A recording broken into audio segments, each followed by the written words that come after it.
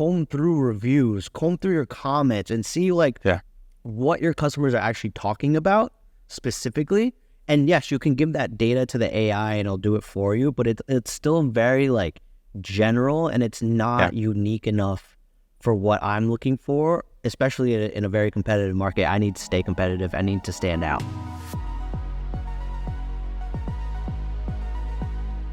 All right, folks, welcome back to your favorite D2C podcast. We had a last minute cancellation.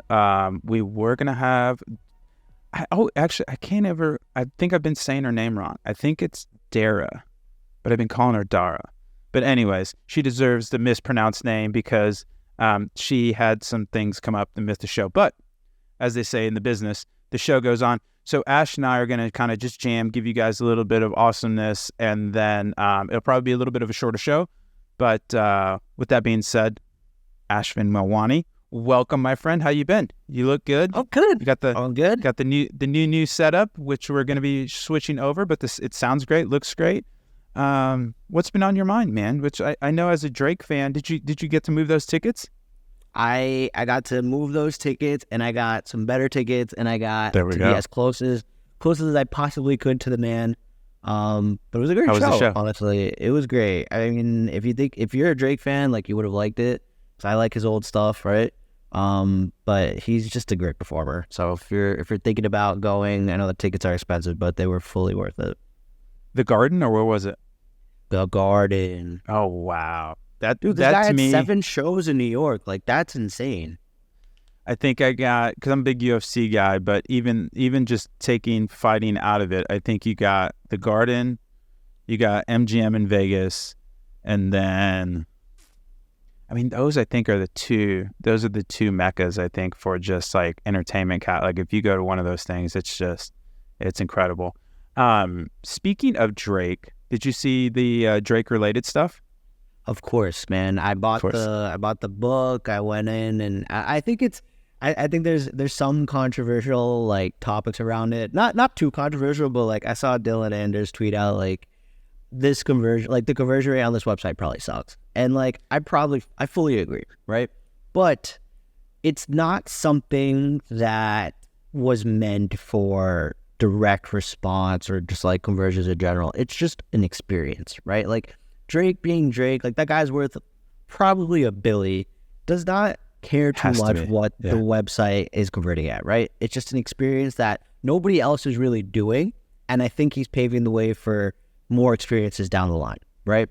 So if you haven't been to DrakeRelated.com, it's basically like you kind of show up outside of his house, and you can kind of click around and go through his house, go to his recording studio, go to the gym, go to his room, this and that, and the pool, this and that, and you get to click on certain things that, one, could be shoppable, two, just like maybe brings you to, his music catalog, or three, the book or the clothing line, whatever it is. But it's just an experience. And so, like, for me as a Drake fan, I think they were sick. You kind of get like a look into what his life may be like. But yeah, I mean, it is what it is. I don't think it's like worth the conversation around like, oh, but like, are you optimizing for like AOV? Like, probably not. He doesn't care. So, one, I love that take. Two, for people that don't know, and I've just been I'm not like a huge Drake fan. I like his music, but I'm not like to Ashes where I'll go to concerts, stuff like that, look at the album drops.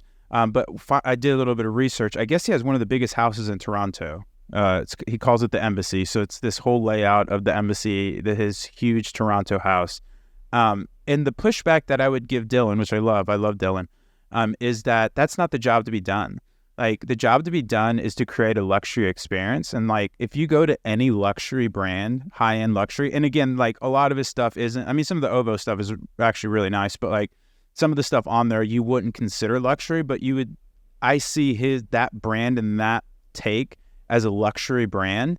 And like, it's just a different playbook, because you don't really, like, people will find a way to buy. You don't have to convince them to buy. And so, like, I think that's missing the point, right? Where it's like, because you could say the same thing of like, why isn't Hermes on Amazon? Why they're missing out on all this money? oh my gosh, because they're not optimizing for that. They're optimizing for luxury and brand and experience. And so I think you're spot on with that analysis, Ash. I think that it's a really cool thing. And look at this segue, folks. They're leveraging Shopify's new collective as well. So a lot of those things on there aren't actually Drake stuff. It's just brands that he f***s with and products that he likes that he splits around there. So, and so for people that don't know, Shopify Collectives is really awesome. It's waitlisted right now. I've been trying to get in, but you can essentially sell.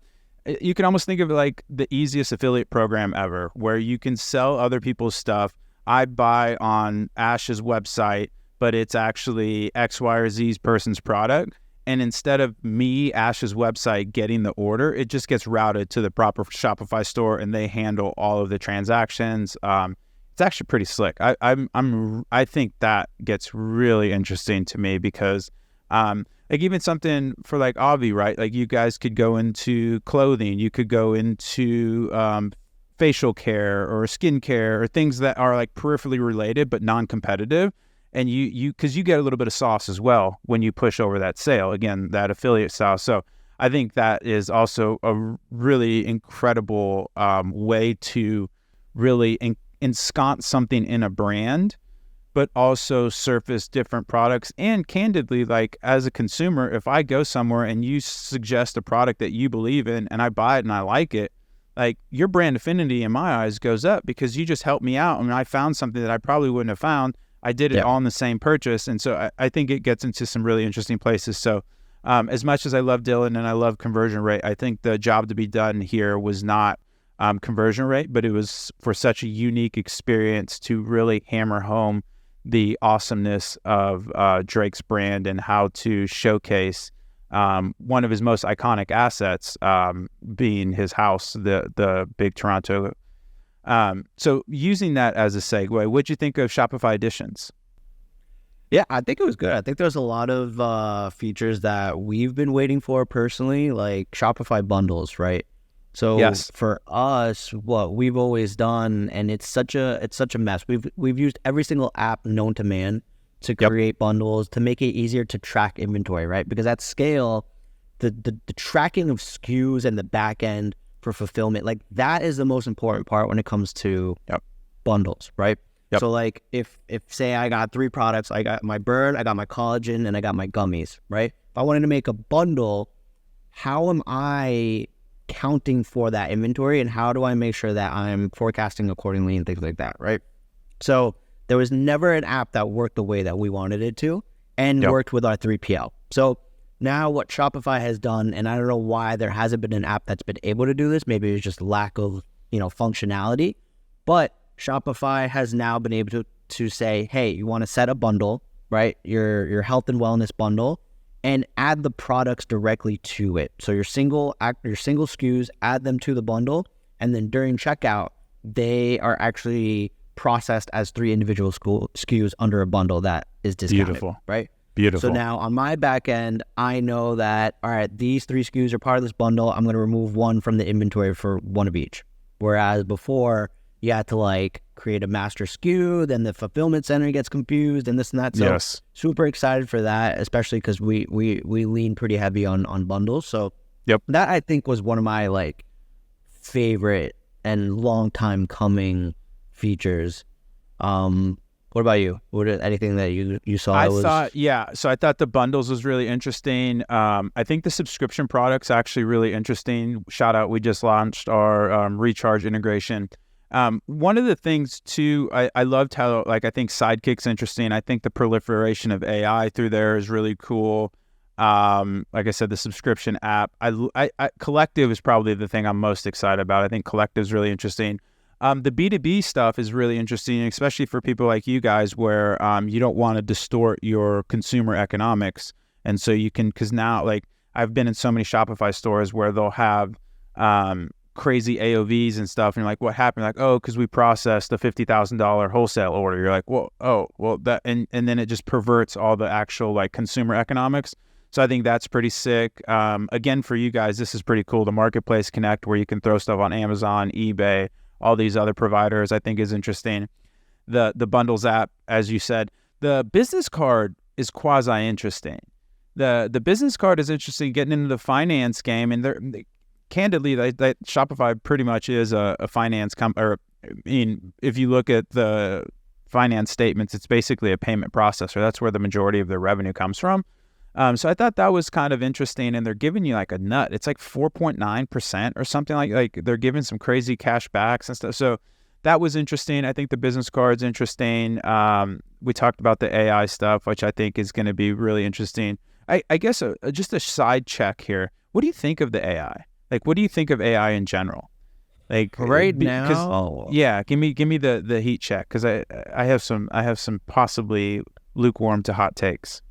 Yeah, I mean, I've been using it. Like I said, I think we've always said it on the pod. Like, it's always that good to get from 0 to 1. Yep. But I'm starting to get over just that. Like, I feel like I'm not getting. Like, the 0 to 1 was the wow factor when it first came out was like, holy shit, this is gonna help me so much.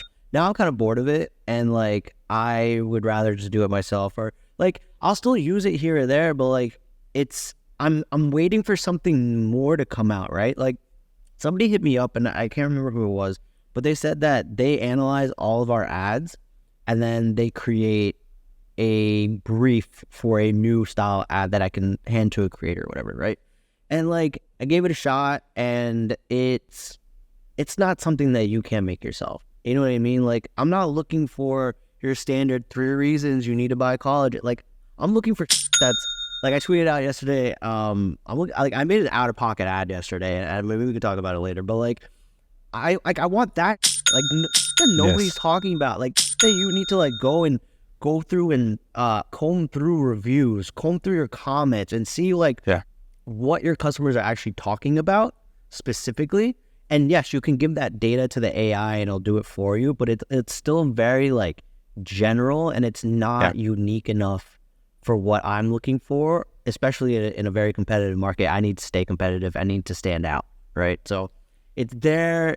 I'm kind of bored of it. Like, I'm waiting for the new thing, you know? And so I couldn't endorse that take anymore. And that's kind of been, I think it was actually a head fake for a lot of companies, because it was this really shiny object, and you took your eye off the kind of core business hypothesis that you had, and you're like, oh, we're going to put AI on it. I think it does a decent job of writing. I think it does. Mid-Journey's crazy. Outside of those 2 use cases, I find it, to your point, like, we're at a stage now of like, it completes the proof of work, but it's not this like, again, outside of like writing, I haven't really found it to be this game changer that I thought it was going to be.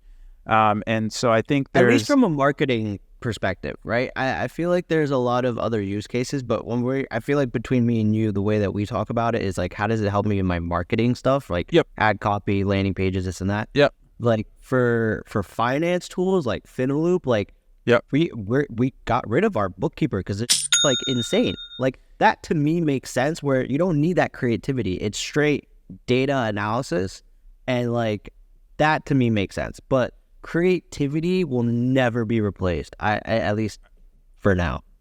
I couldn't agree with you more. Yeah, that's a really good distinction, where I think the power of AI comes in when you can give it some semblance of data sets, or like, to your point, like if I was a financial analyst, instead of having to go through all these quarterly earnings, I could have all the quarterly earnings uploaded, and then it could show me kind of outliers. I could ask it questions.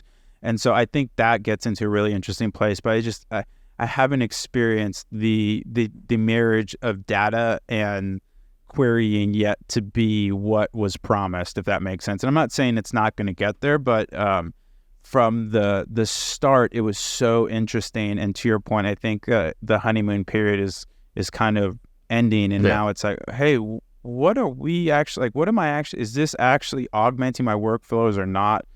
So yeah, I agree with that. Are you using Bard, Google's, or are you still ChatGPT? I'm still ChatGPT. I think just because like also the plugins are there, right? So for me, I want to be able to upload customer reviews and tell the AI to like give me the commonalities from this and style your copywriting in the style that my customer talks, right? I don't think I could do that on Bard yet. But I just I felt I didn't think I played enough with it. But from my first take on it, it felt like Bard was just like an enhanced Google. Like it wasn't anything crazy.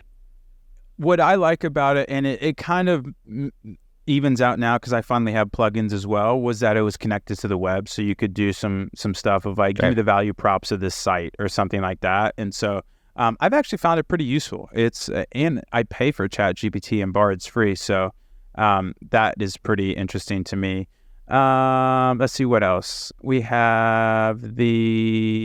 I mean, those are the kind of the big things with the Shopify. We have subscriptions, the B2B, the bundles, the AI stuff proliferating throughout the app. I do like the Shopify inbox with the AI generated FAQs. I think that's pretty interesting because that's kind of what you're talking about. It's like, hey, let me give you a bunch of data and be my first line of defense. And then if I need more creativity or I need a human touch, let's get in there with that. The upsells, subscriptions, or pre-orders and checkout, that's pretty slick. That's been something I think people have been asking for a while. What about the one-page checkout? We haven't got it yet, but like I'm waiting for it. I think it's incredible. I don't know. We need to get Harley. What's good? Let's get Avi on it. I think it's the path. I like it a lot. The one thing I wonder how it works though is because you guys have such a great flow. Like I would like to see if that impacts any of your like either AOVs or conversion rates, because if your conversion rate goes up but the AOV goes down, it's like then you start to have to make some decisions, right? Because the flow that you guys have is so awesome and it doesn't feel arduous. There's like, like the way you guys have designed it, I thought you really nailed it, where it's like, okay, yeah, maybe I do want to get some more stuff. Maybe I want to do that. Maybe, you know what I mean? And like you have all those little things where if I just get to the one page checkout, you kind of lose that flow because you just get here and give me your money. This is what you want. And so I think again, there's good and bad, and you probably have to measure and see what you want. Like the one thing I will say would be interesting kind of with one page checkout is kind of like what One Text does, where it's like I can send an SMS message or something where that person doesn't necessarily want to buy more things in their cart. They just want to give you money for this one thing or this one bundle. And that I think is a really interesting implementation of one page checkout, where ease of checkout is more of the job to be done than actually, generating the most value from said customer. So I think one page checkout could be interesting. They did a lot of kind of nerdy stuff on the back end with a lot of theme adjustments like that, which I think, it's interesting, but it's, unless you're in that nerdy kind of world, it's not something that you're going to see on the front end. What do you think about the fact that Shopify Plus, the reason people got on it was to customize their checkout, and now they're kind of going back on it, where like for us, like we have our UGC banners kind of scrolling, so we have images of people from the community, we have our value props, this and that. Like now everything has to be replaced by an app, and we don't necessarily, like if we were to move to the new checkout, we would lose some of the stuff that we've customized already, and we can't get it back. So like huge deal. That to me, it almost felt like a step in the wrong direction. But like if they're saying, like on the summer edition, they said they increased conversion by like 3.5%. Like to me, that's like not huge enough for me to like give up my UGC stuff, which boosted conversion by 10%. You know what I mean? So like 100%. It's tough. Yeah, I think it's tough, and I think too. Because one of the challenges of running an app ecosystem, and we'll use Apple as an example, like you just have so much data and you're like, hey, what am I going to build? Okay, cool. And so the kids won't get the joke, but there's something called Sherlocking. And this is basically from a old story from Apple, but your app would get Sherlocked, right? Where it's like, oh, you have this amazing app, and then the next iteration cycle, Apple makes a native one or something like that. And so people were nervous about that with Shopify, but Toby had a really great response to that criticism, where he's basically saying, hey, we're going to build kind of the bare bones of things. And like, these are going to be very rudimentary apps, if you will. And then if you do need something more sophisticated, you can go get an app in the App Store. But for what you're talking about, it makes a lot of sense to me. And like, so from an economic lens, you would call those switching costs, and like switching costs are a real thing, dude. And like, if you have there's that, OG, if it's not broke, don't fix it. There's risk to change. And if you already have all this awesomeness, it gets into a place. This is why it's so hard to beat incumbents, because there's just so much lock-in and switching costs there. So I think it's a really good point. I don't know how they navigate that other than, build for these smaller stores and then hope these smaller stores upgrade into Plus, and then they can build out their own custom app ecosystem, or for what I mean, them being the store owner, brand owner. But it's a really good point, and I have to assume it's definitely top of mind at Shopify, because it is a big deal to how do I get somebody to switch if they have this app ecosystem. But at the same time, that app ecosystem is super annoying because you have all these paper cuts where I'm paying $50 a month here, $100 a month here, $300 here, So it's apps be really charging whatever the they want, and it's like, it's insane. And there's those zombie charges as well, right? Where you're like, what is this app? How do I cancel it? Who's using it? Like, and if it's like in that $20 to $50 range, like it's like the Netflix, or it's like, I'm not using Netflix. Like, well, I'll cancel it next month, kind of thing. So I think you're onto something there. Okay, you want to get a little spicy? Any other latest news? What else we got? We had, did you do Barbie or Oppenheimer? I don't want to hammer it too much because we've talked about it a lot, but I got to know, have you seen them? Yeah, I saw. So my fiance made me go to Barbie. You see that asterisk there, folks? Yeah, he had to keep it. I love this guy. It was good. I mean, it was a feel-good movie. Like, I heard it landed. I don't know. Yeah, I mean, for me, like my fiance cried at the end, right? So like, there was some messaging in there that really resonated. I was, 2 margaritas in, so I was enjoying myself. Let's go, run it.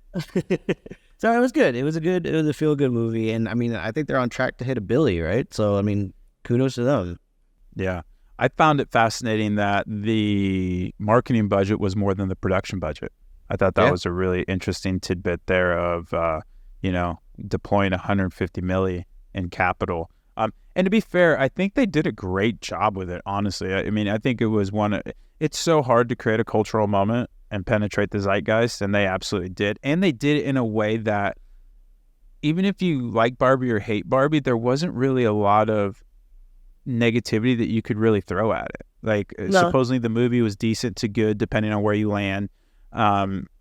For as omnipresent as the marketing was, it didn't feel like, like you get the Super Bowl buys where like Ford or GM or somebody buys up like 700 commercials, and you're like, dude, if I hear that John Mellencamp song one more time, I'm going to throw something through this TV kind of feeling. I didn't get that with Barbie. It just felt like it was everywhere organically, obviously not organically because they were, spreading money out like Pablo Escobar, but the execution of the campaign I thought was incredible. I think there'd be some case studies around that, because it sounds weird, but like having to deploy a lot of money efficiently is actually really hard. It's actually really hard. So kudos to the team there. Speaking of deploying money, you want to give the lukewarm to / hot take? You might break the internet with this one, but you recently totally flipped the script on the ads strategy and paid media deployment, specifically Meta, for Avi. You want to give people a peek behind the curtain? Yeah. So here's one thing that I kind of want to talk about, and then I'll get into that, right? So for Avi, our biggest growth year was during COVID, right? Right. And that was probably a function of 2 things. 1, people were concerned about their health during that time. 2, money just being pumped into the economy, right? Got multiple stimulus checks, everything. Okay. Now, what we ended up doing, right? I think I mentioned this on the podcast before. We had this one influencer who really drove a lot for us, right? Like, but the issue is that she was way bigger than the brand, right? So she could have been pushing anything and they would have bought. Okay. Problem here is that her audience wasn't the audience that eventually we wanted to hit, because 1, they were also relying on kind of stimulus checks. Like, it wasn't the greatest customer for us now, right? So when we've done product launches post-COVID, we just did a product launch last week, and it fell flat, and we were a little kind of surprised on what was going on. And so we've surveyed customers and we've asked them like, why aren't you coming back? Like, these are people that have spent thousands of dollars but aren't coming back anymore. And we're like, what's going on? And the biggest reason is I have no more money anymore. Like, I am waiting for my paycheck. I am just out and I can't afford it. Interesting. And so we saw this theme and we're like, okay, this kind of makes sense because the people that we acquired had the stimulus checks. Yep. The audience of this influencer was kind of that like Midwestern mom, nothing like crazy going on, you know? And so what ended up happening is that after she left, we were kind of left with our hands where like, now Facebook is trained for this audience that's not really supposed to be our audience, right? And the power of the pixel, the power of the ad account, everything, right? And so we were testing everything. We tried testing like different demos in terms of using different creators to hit different, demographics, whatever it was. And nothing was really moving the needle. And I talked to a few people on Twitter and I asked like, is there any benefit to just cutting the ad account, cut the pixel, start fresh? And there is a theory that like the Facebook looks back 60 days to really help with targeting and see who your customer is, right? So constantly, our customer base is this old, like, not great quality customer, and it's constantly looking back at that, right? And these people no longer have money anymore, so it was very difficult to convert, okay? Yeah. Now, so I ran a crazy test. I created a new ad account, a new pixel, a new Facebook page, a whole other Shopify instance. Wow. Okay? And I ran the same ads side by side. Rob, I'm not even kidding you, a 50% increase in efficiency. No. 50%. Because it was hitting the right audience that we needed it to. And that influencer really at the time did wonders for us, but kind of pushed us over in the long term. And so now we're seeing this like recurring revenue kind of dip because we're not acquiring the right person. And ever since we started changing that, the business completely changed again. And so we actually moved everything back over to that new ad account, the new Facebook page. That's why people like hit me up on Twitter like, oh, I don't see ads in your ad library anymore. And I was like, because it's under a new Facebook page. And like, it's completely changed the economics of the business where like, all right, cool. Now we can like actually scale again, right? And so for anybody who's kind of gone through that and like had scaled really hard during COVID, but you're finding it tough now, I highly suggest testing on a different page, a different ad account, a different pixel, and seeing if, and use the same ads. Just try not to like mix or anything and whatever it is. Try it and see if you see that increase in efficiency, because right out the bat, we were like, shit, this is drastically different. And sometimes that's all it is. Like Facebook is just optimizing off of bad data. And we moved everything over. Fascinating. Wow, that is fascinating. And so, wow, I mean, when you think about it, it makes sense. When you walk me through that kind of logic train, it makes a ton of sense where it's like, hey, they were optimizing for these people. They had this type of, attributes, but now, to your point, those attributes were actually false positives for us because those aren't really necessarily the core people that we really want to activate, because for whatever macro trends, what have you, this isn't where all things being equal, I'd rather activate this customer on the new ad account versus the old ad account. And that's so fascinating. And then how long did it take you to get back to scale, or did you just blitzkrieg it, or did you kind of scale it up a week and then you're like, hey, this is a bet, or are you just like, hey, let's send it? So we probably ran about $100K in ad spend on the new ad account before we like called it. And so there was one thing I really wanted to try in the new ad account, and it's like completely against the grain. Not a lot of people talk about it. Everybody was talking about ASC this, ASC that, and I went the complete opposite way, and I launched the new ad account entirely on cost cap. Oh my gosh. Like lowest cost, no nothing, because I've seen people talk about this, right? You have the guys at Kinship, you have CTC, Bamboo, Taylor, CTC, Andrew, Bamboo Earth, all these guys, Dave at Bamboo, you know, and like they get a lot of for it. And I was like, there's got to be a reason why they're doing well. And I wanted to try it, right?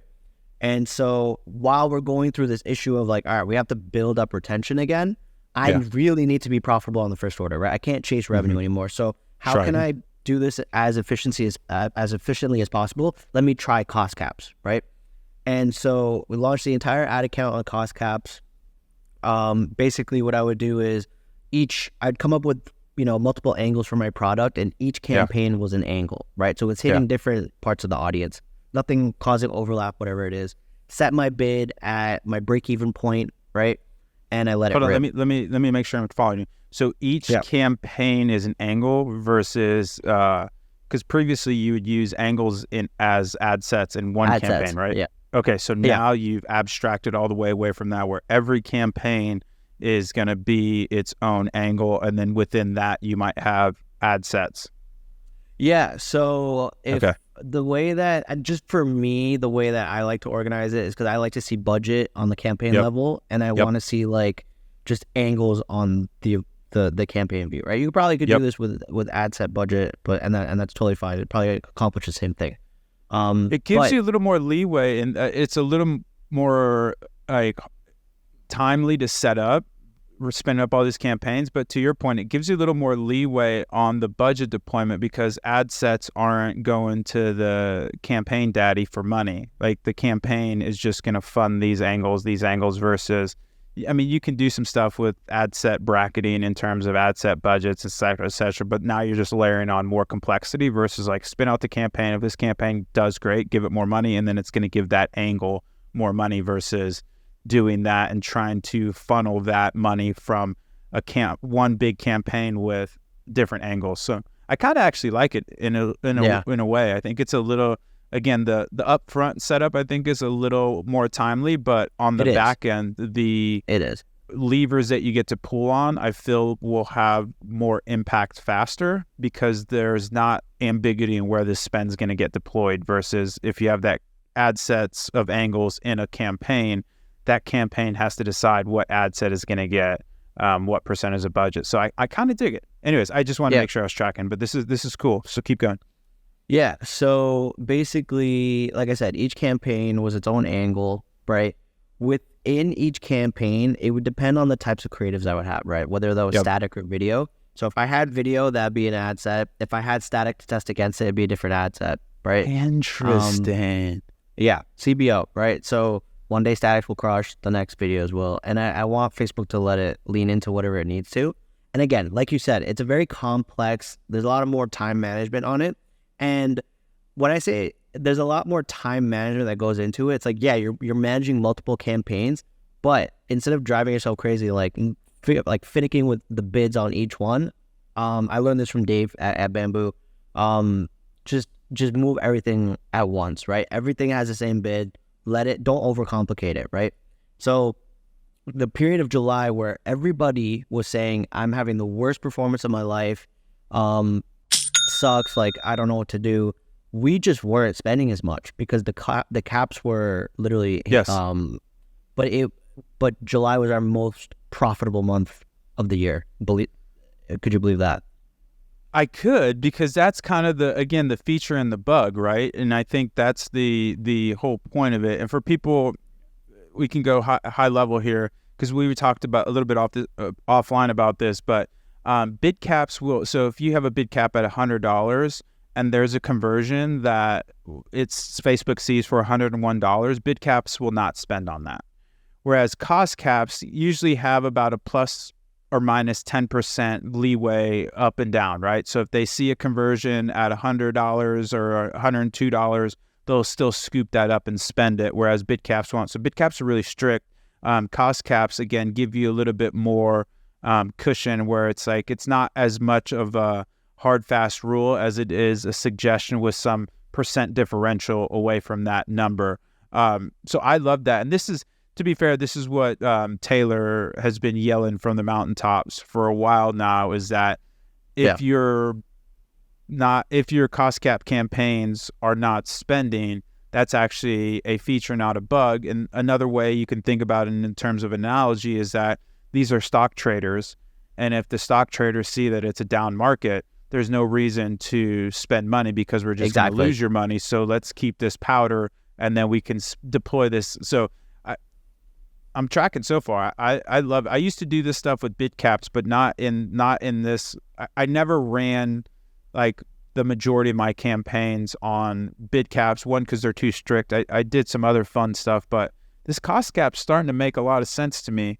I guess here's the thing: you can't run multiple. Yeah, you can't run the lowest cost with this, right? Like you have to go all in on one, or don't do it at all, right? Because what's going to happen is that your lowest cost is going to keep spending, and your cost cap is going to eat up pretty much all the low-hanging fruit, right? Yes. Now, if you're pushing just cost cap, it's forced to go and find people. Like, I'll give you an example. Like a day like Monday, ripped spend. Like it was probably one of our biggest spending days for a while, because Facebook just saw the opportunity, right? Like the minute it falls in lines with when the CPMs fell month over month, right? And so it ripped spend slightly above the cap, right? Which is totally fine with me. Like I'm getting volume because all of July we had no volume, right? Yes. No, like zero volume, but like we weren't hitting like the days that we're used to. And so it kind of got us the revenue, got us some profit. But the next day, because it overspent, it's now bringing it down a little bit so that when you look at the average between 2 days, you're now in line with your KPIs, right? So that's where I'm okay with it going like, hey, here's the pocket. Let me just go full-fledged into this.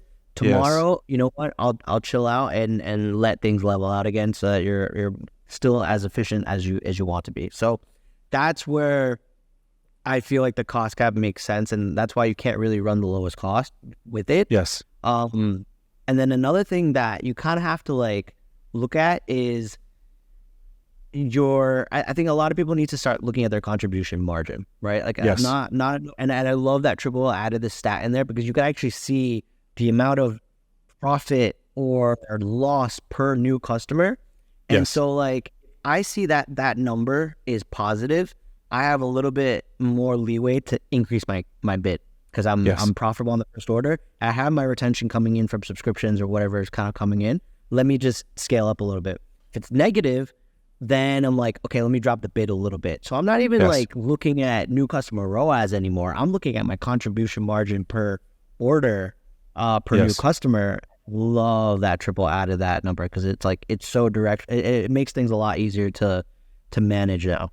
No, I love that. So getting kind of a little bit in the weeds, the next question that I'm sure all of our enterprising users are wondering is, how do you set your cost cap? Is it like 1.5x your target? Is it 1x your target? Is it 4x your target? Like how? And so you don't have to give us actual numbers, but just say like your target CPA for a new customer is $100. What is your cost cap? And you say the cost cap's uniform across all your campaigns as well? Yeah, because it's all the same funnel, right? So like same AOV for the most part. And I kind of just want to remain in there, right? So basically what I'm doing is I'm taking my AOV, right? And I say, let's say it's $100, okay? Yeah. I'm backing out my COGS. I'm backing out shipping.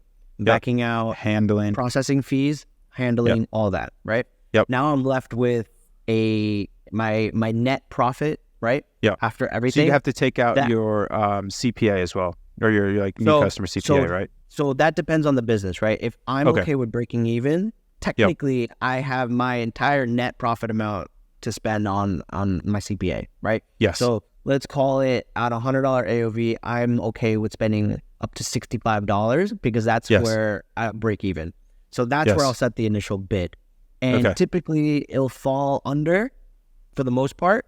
And if I need to adjust it from there, I'll go like $5 increments at a time. And so like in July, like I almost had it up to like $80 because it just wasn't spending because Facebook's like, well, this doesn't work. Spend because there's nobody buying right now. And it's fine because when they do come in, it's profitable. And like I'm relying on customer retention for July to kind of pick things up, right? Like we had a launch and this and that. But now for this month, as soon as it was like, I think it was last Friday or Saturday where the CPMs dropped. If you go into your account and go look at that, there was a major drop in CPMs. It started flying and like way like above my CPA and started bringing it down from like 80 to 75 to 70 back to like where I wanted it at 65. And now it's still ripping because we're like I guess buyers are out now, and like we're getting back into like, all right, back to school season, this and that. So it's been very interesting because like everybody's talking about like ASC this, ASC that, and like that's fine, keep doing that, because that is a really solid way of doing things.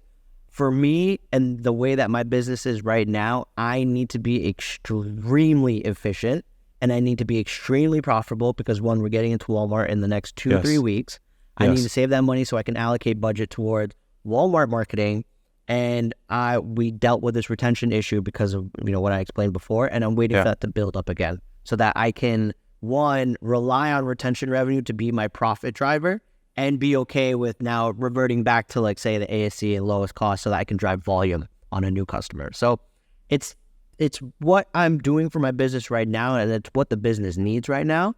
And so that's just the way that I'm looking at it. And honestly, like I'm having fun with it. Like it feels like it feels refreshing to like do something different. You know what I mean? Yeah, you brought the mojo back. No, I mean I think it's really awesome, and candidly, I think it's going to be the new way to buy, because there has been this swing towards profitability, where it's better to save the money and deploy it at a time that's better than just be like, hey, I have to spend this money. It will be interesting to see, because you guys are a fairly mature business now, or like quote unquote mature business. It would be interesting to see how this would work kind of at the beginning. Well, I guess though it is technically Facebook sees you as a new business because your new account has no data. So this is interesting. I don't have any holes in the methodology. I mean, the only pushback is I don't get delivery, but the counter to that is, do you want to just deliver ads, or do you want to have efficacy in your ad account, right? Like I can just spend money, that's fine, but like at the end of the day, you want to make the bets on the best days, and ideally you want to make the biggest bets on the best days. And if you're spending on the bad days, you don't have that extra capital to then deploy when the market is really good. So you're buying stocks when they're really high, but with lowest cost. But when the stocks are really low, cost caps are going to come in, swipe it up. It'd be interesting to see if there's any sort of mix of cost caps and bid caps in there, where you could take kind of your old winners or whatever and be like, dude, don't ever spend anything over $50, and see if they can just scoop up little conversions here and there, just not as like these foundational cost cap campaigns, but kind of just extending your methodology and getting more precise on that. It's a really fascinating experiment, man. I think and kudos on you for really figuring out, hey, this is what we need for the business. This is how we're going to track it. This is how we're going to do it. And I think it's going to be interesting for more and more people. The other thing that I will say here, and I know you got to go, so we'll wrap up, is this is a challenge for a lot of agencies on percent of spend. Yes. Because if you ain't spending, you're not getting any money. And this is one of the reasons. Again, I don't have a judgment on that model. It's just the incentives can be misaligned sometimes. And I think that's the challenge with the percent of spend model, is that their goal is to figure out how to deploy as much capital as possible, where your goal as CMO is to figure out how to deploy the capital most efficiently. And I think that is a really interesting bifurcation, because I can't see people on percent of spend wanting to adopt this, because coming from agency life, like billings are the lifeblood, right? Like you gave me this budget to spend, I need to spend it. And again, there's no judgment on that model. I've worked in that. It's just, it can become a bit deteriorating to the brand or the agency, depending on who wants to take the brunt of it. But at the end of the day, I think this is a really interesting thing. I need a brand. I need a brand. I want to get back in the saddle. This is incredible. Speaking of the saddle, I'm just on my horse. It was just out in Colorado. I was not now in Colorado. I was actually in Texas, just on my horse. I get to the stoplight and I see the gleaming lights of a vitamin shop. What should I do? You save your money. You turn that horse around and you go home and you wait 3 more weeks until you can get Avi in a Walmart. Let's go. The vitamin shop has been sucking. New packaging, new pricing. We are on our A game right now. Walmart is going to be huge. So save your money. Tell the horse to chill out. Turn around. Let's go. I'm gonna wait 3 weeks. Let's go. Save the horse, stay in the saddle, get ready for the Walmart launch. I love it. How else can people hook up with you, Ash? You're on the Mentor Pass, you're on the Twitters, your new podcast, Screaming. I forget who it was. There was 2 or 3 ago. It was a super interesting conversation. I'm forgetting the guy's name. But anyways, you guys, it's been really interesting over there. I've been keeping up. It's been really, really cool. And you guys have Harley booked, if I'm not mistaken, right? Yep. We did film that already. That should be it's already that will be our season finale. So stay tuned for that. Amazing. And so that's Chew on This, and then the Mentor Pass. Q4 is coming up, so let me know if you need help with there. We can talk about this cost cap strategy if you need. Yep. And then what we're dropping today, actually, I don't know when this will be out, but Creative OS, partner up with the guys at Creative OS, and we are giving 30 of our top performing static ads that you could literally replace with your brand logo, your product, your headlines, this and that, and launch some cool templates that I've been proven. I've spent over, I think I did the calculation, it was like over 3 million on static ads in 22 to 23. So check that out, Creative OS, dropping now, or check my Twitter, or check Creative OS. So yeah, that's it. I love it. Shameless plug, I also did a Creative OS pack as well. There's some really cool people. Dara, she also did one, even though I did get a proof of life text. She is all in well, and we'll just get this other one rescheduled. We launched our Founders Dash, so we launched our Forever Free plan. If you aren't on Triple Whale and it was cost prohibitive, or you just wanted to try it without having to make any economic bets, you can go to triplewhale.com/foundersdash and grab that. It's our Forever Free plan. You get the beautiful mobile app. It's awesome. You get a widget. You get the whole thing. You get to ride the lightning, 12 months of look back. You get net profit. You get the whole thing. So you can really, it's as close to a free trial as you get, and it's forever free. So it's super awesome. So try that out. We also just launched our Recharge integration. So if you are using Recharge heavily, you'll now be able to get some really in-depth metrics without having to go to Recharge, which is awesome. Subscriptions are a great way to smooth that revenue curve. Integration. I know. Dude, they just, what was 16 Billy, right? 16 milli they just raised. Shout out Lex is over there. Shout out Gina Pearson. Pearson looks like a vibe. I got to meet that guy. He's the pictures are just great. He looks awesome. And then what else we got? We did, so Recharge integration. And then if you're not on Whale Mail, definitely check out Whale Mail. It's awesome. Goes out every Tuesday, Thursday. You can sign right up at triplewhale.com/whale mail. And then if you actually prefer to consume your podcast in video form and see all of Ash's impeccable drip, you can go to youtube.com/triplewhale, and all of our podcasts are posted on our YouTubes if you want to watch the videos. Ash, this is great, man. We got to do, maybe we'll do one of these every one a month or something like this. So it's just fun. Just me and you jamming, catching up.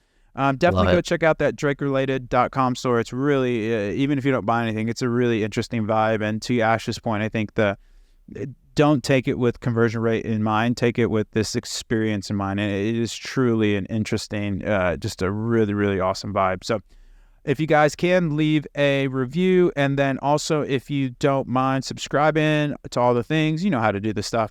And then, Melwani, this has been great, man. This felt good. Loved it. Missed you, man. I know. I missed you too. I think I might make a trip out to New York. I don't know when though, but I'll ping you when I do come out there. All right, folks. That's another ad spin in the books. Thanks so much for listening, and we'll see you guys next week. Bye-bye.